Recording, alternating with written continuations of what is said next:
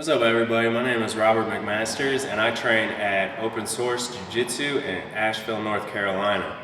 I just wanted to kind of go over really quick how we set up our mats and kind of like why we did it this way. But as you can see, we're riding on over 200 some odd old tires that would have otherwise gone to a landfill.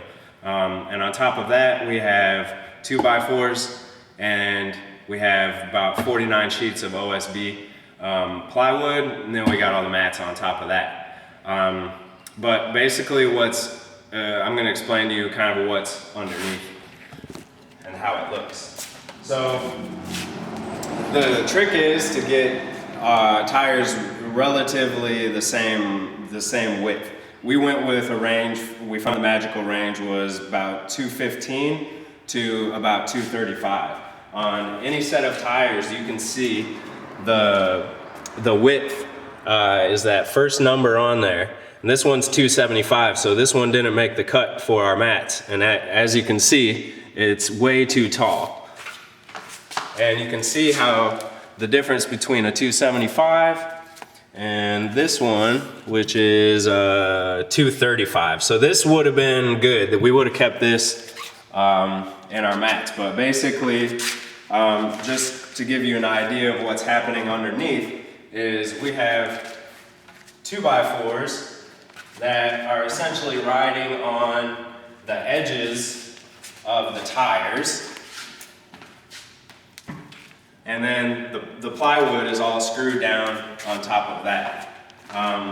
So as you can see, if I had used this 275 one, it would have been way too big and we would have had a slope. But since they're all relatively similar range, we didn't have that problem at all. We got a completely flat mat.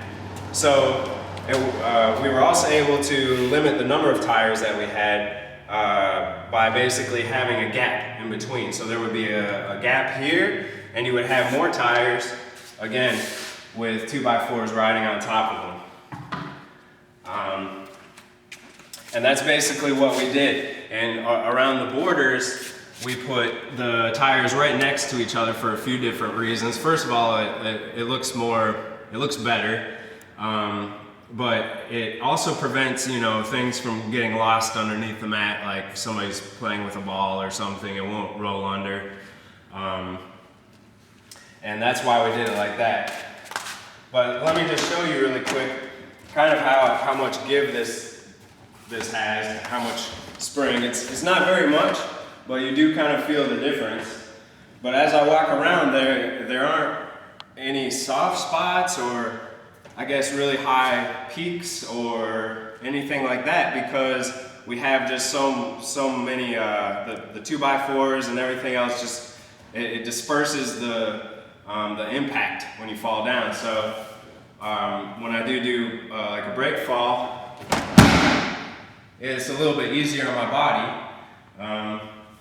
and it's all of this stuff would have otherwise just got chucked in a landfill or, I don't know, put in a pile and burnt. And we're at least able to do something with it for hopefully a few years before we decide what else happens to the tires after that.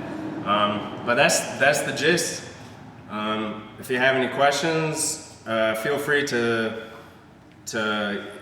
email or contact us otherwise. Our website is opensourcebjj.net.